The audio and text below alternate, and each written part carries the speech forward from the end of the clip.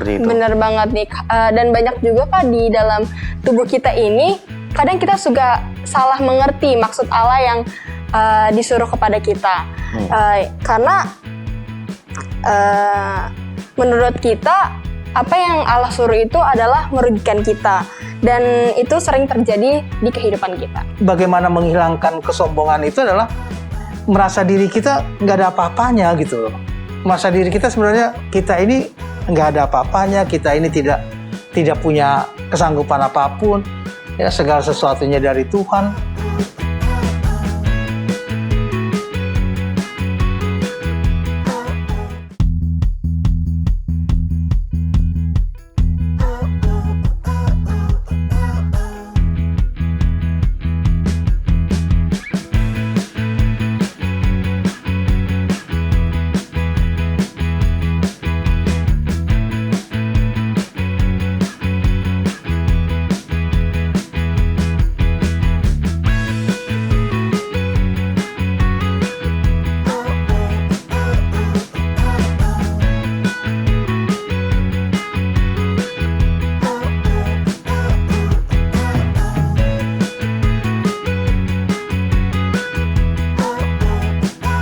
Halo teman-teman, apa kabar? Semoga hari ini menyenangkan.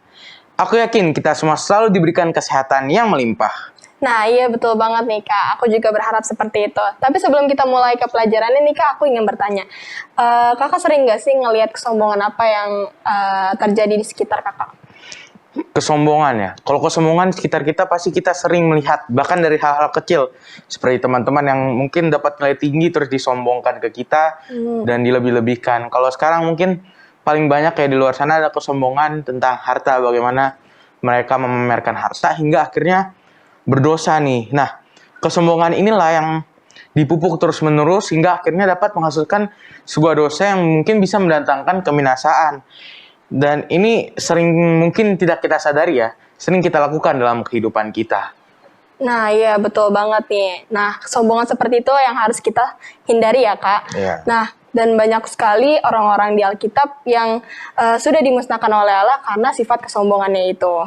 Nah begitu juga dalam pelajaran kita yang akan kita diskusikan nih pada saat ini, bahwa kita telah pelajari bagaimana Naaman yang memiliki roh kesombongan itu akhirnya memberontak melawan jalan yang sudah ditunjukkan oleh Nabi Elisa. Dan kita juga tahu akan mempelajari nih bagaimana kerelaan dari penurutan yang harus kita berikan kepada Allah dapat mendatangkan kepada kita itu sebuah hasil yang sangat kita inginkan. Nah ya, jadi teman-teman semua yang ada di luar sana, kita akan mempelajari dalam minggu ini lebih banyak tentang bagaimana Allah ingin kita keluar dari roh kesombongan itu.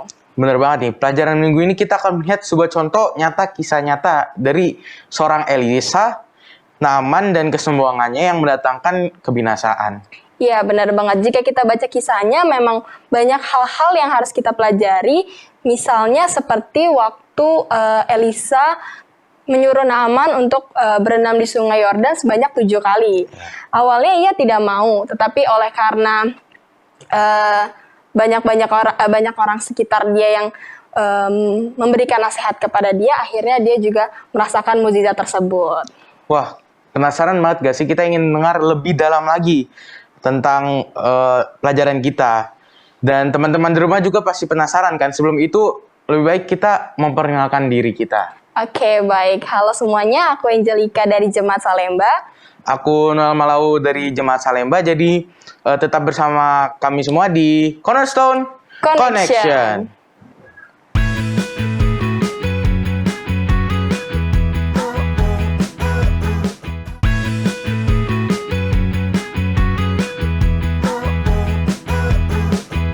Kembali lagi di Cornerstone Connection. Program ini hadir untuk menuntun kamu kepada Alkitab agar bisa melihat kisah besar Allah dan manusia. Jika kamu mencari firman Allah yang benar, Cornerstone Connection menyajikan Alkitab dan menantang kamu untuk menghubungkannya dengan kehidupan nyatamu. Nah, sepanjang triwulan ini tema besarnya adalah kasih yang tak terbalas. Dan kita sudah memasuki di pelajaran keempat dengan judul 7 bebek yang kotor. Nah, ayat intinya bisa kita dapat di dalam 2 Raja-Raja 5, di ayat yang ke-13 dan ke-14. Bisa kita buka kitab kita. 2 Raja 5 ayatnya yang ke-13 dan ke-14. Tetapi pegawai-pegawainya datang mendekat serta berkata kepadanya, "Bapak, seandainya Nabi itu menyuruh perkara yang sukar kepadamu, bukankah Bapak akan melakukannya? Apalagi sekarang, ia hanya berkata kepadamu, mandilah dan engkau akan menjadi tahir."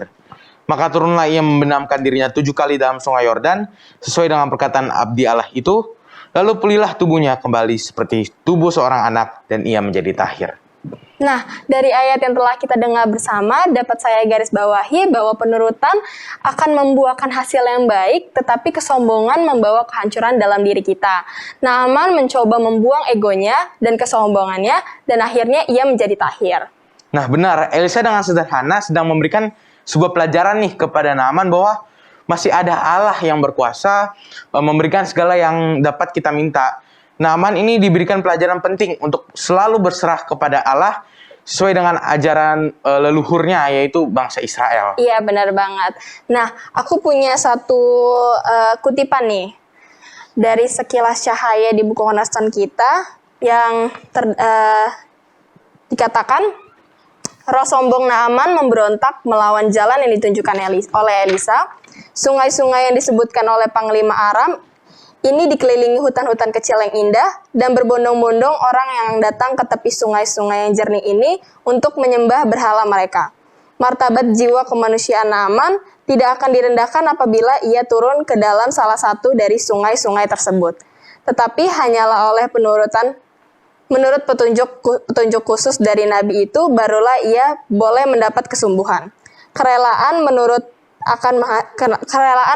akan menghasilkan hasil yang diinginkan. Alfa dan Omega jilid 3 halaman 203. Nah, ketika kita dengar tadi ini, Allah melalui Elisa ini memberikan pelajaran kepada Naaman nih untuk untuk membuang jiwa kesombongannya.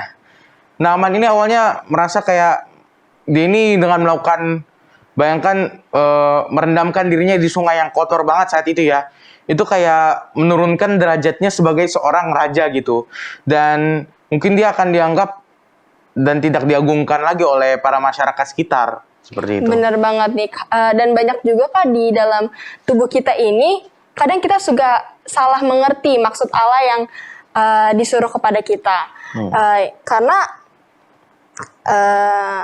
menurut kita, apa yang Allah suruh itu adalah merugikan kita, dan itu sering terjadi di kehidupan kita. Aku jadi mau baca juga ayat dari Mazmur 138 di ayat yang ke-6.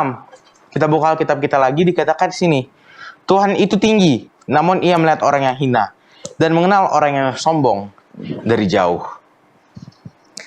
Nah, selanjutnya kita akan membaca satu kutipan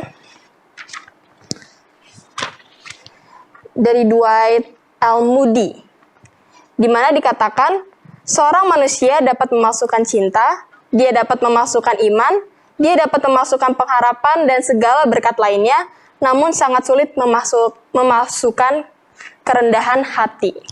Nah, kalian tahu nggak sih, apakah kamu tahu kalau kita baca di buku kita dikatakan kesombongan adalah salah satu dari 7 dosa yang paling mematikan. Juga dikenal sebagai dosa utama yang klasifikasi kejahatan yang awalnya digunakan dalam ajaran Kristen mula-mula untuk mendidik dan mengajar pengikutnya tentang amoral, kecenderungan manusia yang terjatuh untuk berdosa.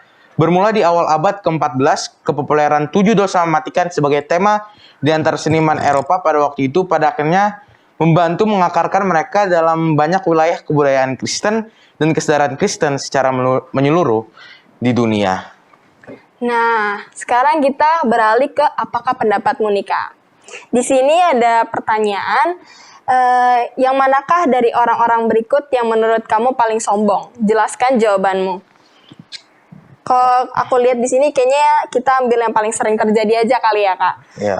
Di sini ada Kathleen selalu menunjukkan gadget canggih terbarunya. Itu bisa juga. Mungkin kalau murid-murid ini ada yang ketiga, guru kamu tidak mau mendengar masukan dari muridnya. Mungkin kalau kita sebagai murid, kalau gurunya ini nggak mau denger apa yang kita bilang nih, jadi kayak sombong banget gitu kan, pasti sering di antara kita. Nah, kita udah diskusi bersama nih, tapi kadang ada mungkin beberapa yang tidak kita mengerti. Jadi lebih baik kita langsung diskusikan saja sama Pak Pendeta Bini di sini. Oke. Oke teman-teman, diskusi kita akan dilanjutkan bersama Pendeta Benny. Jangan kemana-mana, tetap di Cornerstone Connection.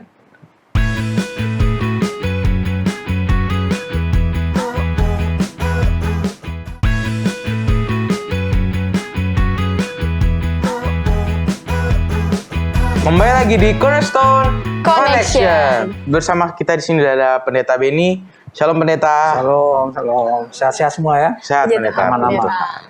Nah, kita langsung aja nih ke pertanyaannya yang ingin kita diskusikan nih. Yang pertanyaan pertama nih, kita kan sudah tahu bagaimana Naaman itu sombong tadi diskusi kita. Nah, bagaimanakah sifat sombong seseorang ini seperti Naaman ini bisa dihilangkan? Bagaimana caranya? Dengan cara apa?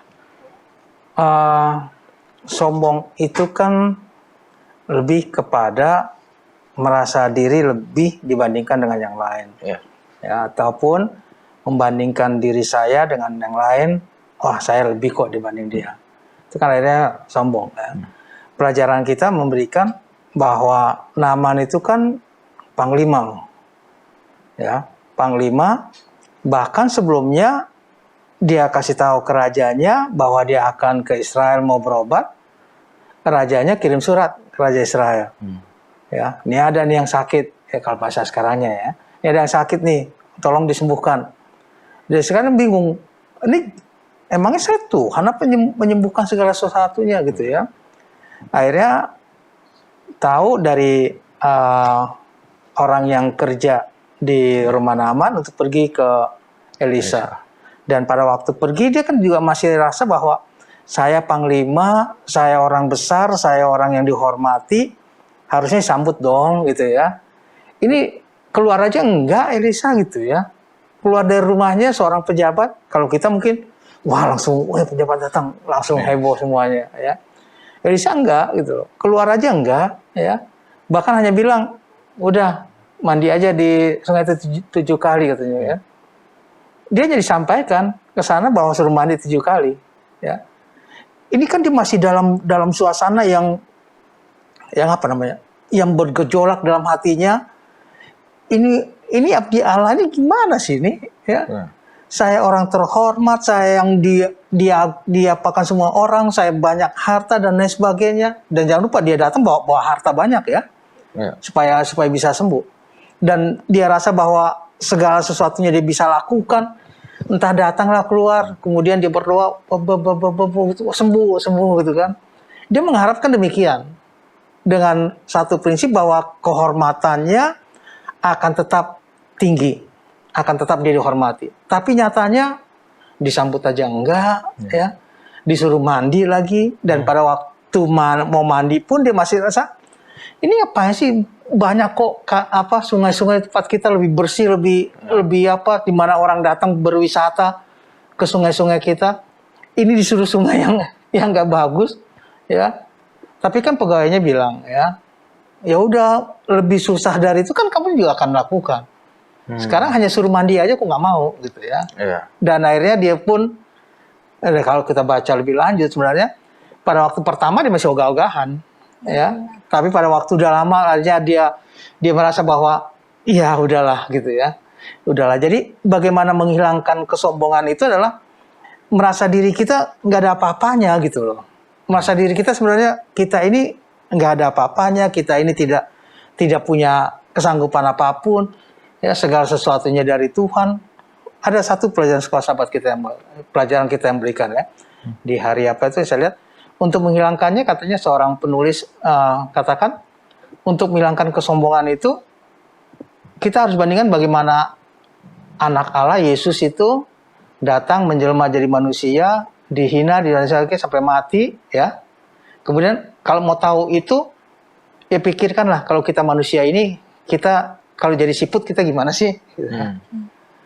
Ya. Kalau jadi siput kita gimana? Kalau jadi binatang yang kecil kita gimana? Mau nggak kita gimana gitu ya? Jadi untuk menghilangkannya adalah kita harus merendahkan hati kita. Kita harus merendahkan hati kita. Kita harus tahu siapa diri kita, kemampuan kita, kemudian kita rendahkan hati kita bahwa sebenarnya segala sesuatunya itu dari Tuhan. Itu sebabnya Naaman pada akhirnya pada waktu disembuhkan dikatakan, dimanapun tidak ada Allah seperti Allah. di Israel. Oke, ke pertanyaan selanjutnya nih Pak Pendeta. Pelajaran seperti apa sih yang lagi berusahakan untuk kepada kita tentang Naaman ini? Iya, yang pertama tentunya kalau sakit larinya kepada Tuhan dulu. Seringkali kita ya, katakan kita, saya juga suka gitu. Kalau sakit, cari obat atau dokter ini gitu ya. Belum kita apakan, harusnya kita lari kepada Tuhan dulu untuk Tuhan berikan kesembuhan. Ya, kemudian dari segi sakitnya. Hal lain dari Naaman adalah ya kita harus tetap rendah hati. Apapun kita, bagaimanapun kita, ya kita jangan membandingkan diri kita bahwa kita lebih dibandingkan dengan yang lain. Baik soal harta, soal kepintaran intelektual, soal agama juga ya. Soal agama, kadang-kadang orang ada kan merasa agamanya lebih pintar dibandingkan dengan teman-temannya, ya, sehingga akhirnya dia menjadi sombong. Jadi itu juga. Jadi kita bisa belajar dari Naaman bahwa nggak ada gunanya kesombongan itu. Nggak ada gunanya kesombongan itu. Nah, pertanyaan selanjutnya nih Pak Pendeta. Apa langkah Allah dalam kehidupan kita ini yang menuntun kita kepada kerendahan hati? Iya, Allah tahu kebutuhan Naaman yang utama. Kebutuhan Naaman yang utama adalah sebenarnya bukan segi hanya sembuhnya kusta saja, tapi kebutuhan dia utama adalah bahwa dia itu sombong. Ya, saya coba cari tadi judulnya kan diberikan agak nyentrik ya. Iya. Judul pelajaran sekolah sahabat kita adalah 7 bebek kotor. 7 bebek kotor. Ya. Kita coba cari-cari nggak ada cerita mengenai bebek. Nggak ada cerita mengenai bebek, tapi hanya singgung bahwa salah satu dari 7 dosa itu adalah kesombongan. Ya, salah satu dulu. Sebenarnya saya dapatkan itu adalah kesombongan, ketamakan, iri hati, kemarahan, ya, kemudian hawa nafsu, kerakusan, dan kemalasan. Ya, itu 7 sombong. Jadi bagaimana kita untuk menghadapinya dengan rendah hati, ya kita harus datang pada Tuhan. Ya jangan suka membandingkan lah ya. Jangan suka membandingkan. Ya orang sukses ya bisa kita tiru sukses kalau memang suksesnya dengan benar ya ataupun dengan baik, kerajinannya apa semuanya, tapi jangan juga akhirnya merasa bahwa saya lebih pintar kok dibanding dia ya. Saya lebih ini kok dibanding dia gitu. Jadi membandingkan saja itu sudah satu kesombongan. Jadi tetap kita harus merasa bahwa kita ini tidak ada apa-apanya, kita ini ya sama dengan umat-umat Tuhan lainnya, sama dengan manusia lainnya yang butuh pertolongan Tuhan. Oke. Selanjutnya nih Pak Pendeta. Kenapa sih kesombongan itu bisa menuntun kita ke dalam kejatuhan dosa? Iya. Saya pikir kita otomatis ya kesombongan itu kan. Iya. awal daripada semua kejatuhan kan karena sombong ya. Ya kita tahu Lucifer bilang ya siapa yang bisa sampai ke sana semuanya kalau bukan saya, bintang yang apa semuanya dia bisa melakukan segala sesuatunya ya.